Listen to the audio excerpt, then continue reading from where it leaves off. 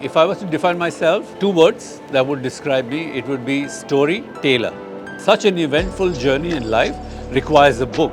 I'm building the book, but I have the title, and the title is called No Rear View. They sent me a photograph, and Jeff comes down. He's in his changing room. I'm sitting with him, putting on the clothes. He puts on his clothes and he looks at it and says, "Wow, these really fit me well. My team must have sent you my measurements. I mean, this is perfect." I said, "No, I've done this on the basis of a photograph that I got of yours." And they asked me, "What is your secret of success?" I tell them it's defined by three words: passion, conviction, evolution.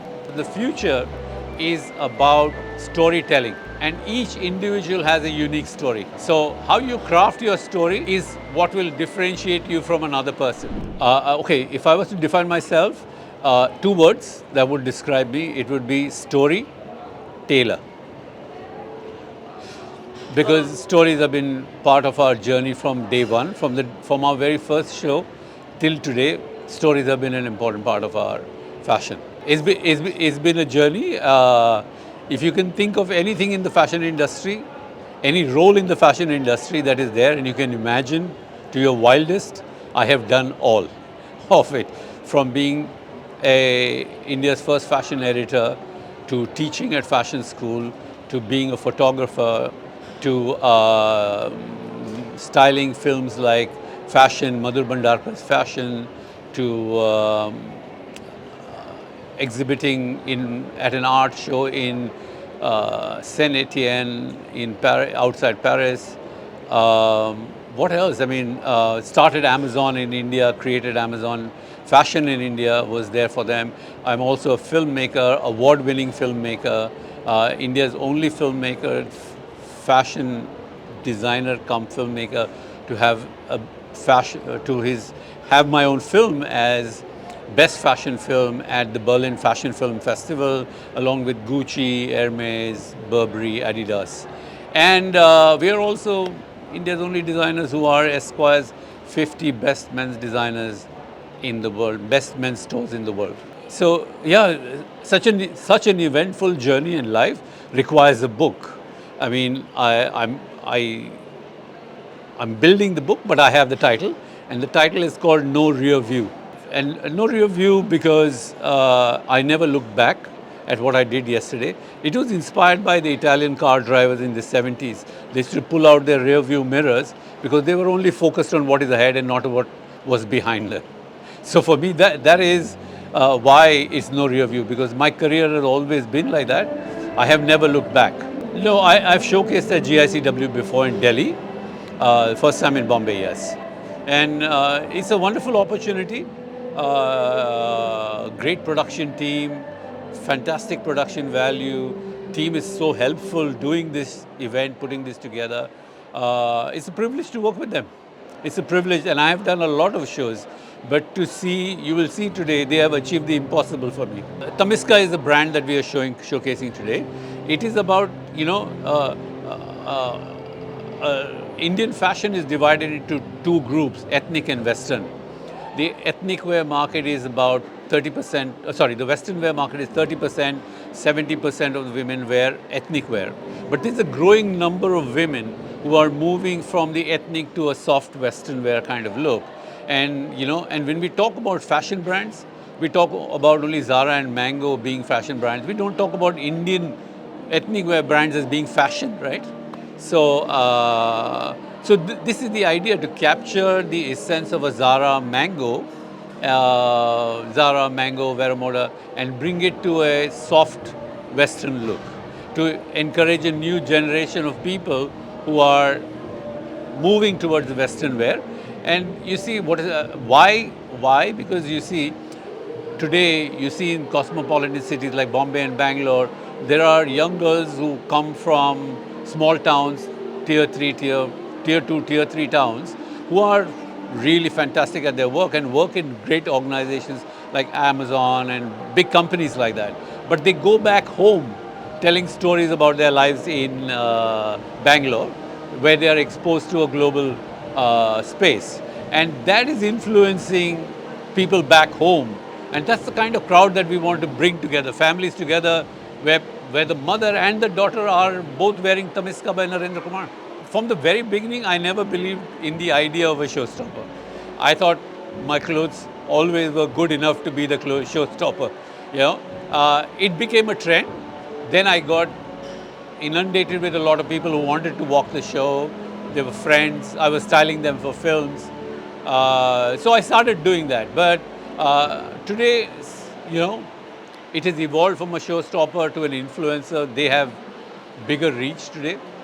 And getting the right person to wear your garment, who embodies your clothes, that is really important. Not somebody who is just a star for no reason.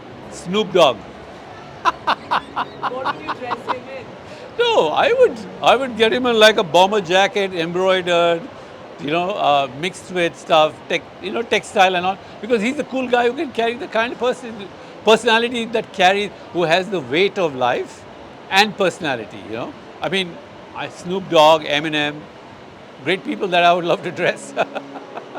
No, so it happened coincidentally while I was working in Amazon. They told me Jeff is coming down to sign a $5 billion check, and he needs to wear something Indian. I said, okay, send me a photograph, and they sent me a photograph. And Jeff comes down. He's in his changing room. I'm sitting with him, putting on the clothes. He puts on his clothes and he looks at it and says, "Wow, these really fit me well. My team must have sent you my measurements. I mean, this is perfect." I said, "No, I've done this on the basis of a photograph that I got of yours." And that's why we are good tailors. I said, storyteller, that's why we are good tailors. And when he came back in 2019, he invited me home to his house in Malibu to put together his look for his entire India trip. And so fantastic. What a great experience to be at his home, where the richest man on earth then, no help in the house, made his own made tea, coffee for me and my partner at that time. Fantastic experience. Fantastic experience. So down to earth, in spite of being so big. So here's something. I get invited to speak at convocation for design school students at NIFT and all that. And they ask me, what is the secret of success? What is your secret of success? I tell them it's defined by 3 words. Number 1, passion to the point of obsession. You need to be obsessed with what you do. Number 2 is conviction. Conviction of who you are as a person, because it colors your passion. It gives direction to your passion. And number 3, the most important, is evolution. So I believe very strongly in evolution. I need to meet the times that I'm living in and not take time back to where I was living in. Basically, that's the difference. So for me, evolution is good. I need to be around. If I'm relevant, if I'm not, I should pack up. But I'm telling you, not only that, the talent in India is, younger talent is just growing out to be fantastic. And I'll tell you a little story about India. So I've seen fashion. I was the one who also initiated the idea of Fashion Week in India, the one that you see, while I was the editor of Elle. And you know the show that is FDCI's biggest show, where discovered all the new talent, Rahul Mishra and the gang, was created by me for the team. So I've seen fashion from the very beginning, from the time when 80% of the collection was ethnic wear and 20% Western wear. Then we went through a phase where Indian designers needed validation from the West, so they started doing Western wear clothes. But now we see such a good amalgamation of pride in Indian clothes and textiles, but silhouettes that are used, that could be relevant to anybody across the world, global silhouettes. Otherwise, we were just limited to ethnic clothing, and that's where we are. Today, the younger generation is leaps and bounds, fitting into the global scene, and yet really proud of the Indian heritage. Politicians. And if you've seen my fashion shows, you'll know I'm deeply political. And some of the films that I've done also are political. Uh, so politics is an important part of my growing up because our shows were always about how society was evolving. It was never about how beautiful the Taj Mahal is or Milan is or London is or some craft is, but it was about how we are changing as a people, you know. So politicians today, I can't think of anybody that comes to the top of my mind. I don't think that I love the way it's evolving.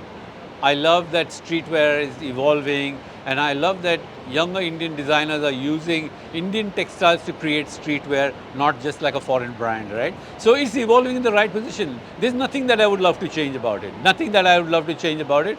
I mean, my only thing is a lot of our fashion was defined by wedding wear. You know, mostly around wedding wear is how our fashion was defined. I would love the press to see design for the sake of design and not just wedding is not the only occasion in your life. This is exactly what you're going to see today. So Tamiska is about clothes that you want to look fashionable from Monday to Monday, not Sunday to Sunday. Monday to Monday, it is a working woman's wardrobe that you could look great at work and to evening in the same outfit. So my philosophy has always been, I always dress the mind and not the body. So you need to fit into the mindset that I'm looking at, and anybody can wear it. Size is not a matter. It's the mindset that is important. So trends are, you know, there are multiple trends happening. You can't have one person defining trends anymore because of social media. Earlier you just saw one person and therefore it was much defined. It's only the newspaper or the magazine that printed it. Today it's on everybody's phones, right? Trendsetter. I mean, I like streetwear. I like it's young. I also like tailoring.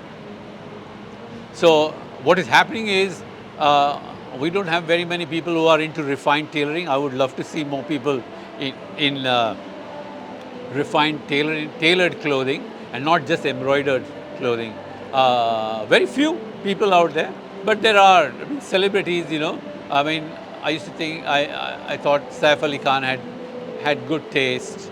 Style. There's Ranveer on the other side, which is flamboyant. There's different areas. So for me, it was never about just one kind of clothing. I love to dress people differently. Number one, you have to know AI. Without AI, you're finished. Number two, you need to be a jack of all trades because the future is about storytelling. And each individual has a unique story. So how you craft your story is what will differentiate you from another person, right? So AI, storytelling, those are the single most important things that you would need as a designer in the future. Oh, I'm going to announce something really good in another 2 weeks in the field of AI. So all our fashion really has been about how we are changing as a society. And for a designer, my role is to capture the zeitgeist, the spirit of the times. You know, and most of us, all of us live in silos. We live with our friends in our careers. If you're marketing, you start with marketing, end with marketing. You design, you end with design. For me, my friends were chefs, cooks, dancers, filmmakers, investment bankers, realtors, all of them. And my job was to really understand what they were thinking about and how I tied all the dots of society together and then presented it as a show. That is capturing the zeitgeist. It's been a wonderful journey. I'm thankful that I've had, but like I said, no rear view. Tomorrow is the day.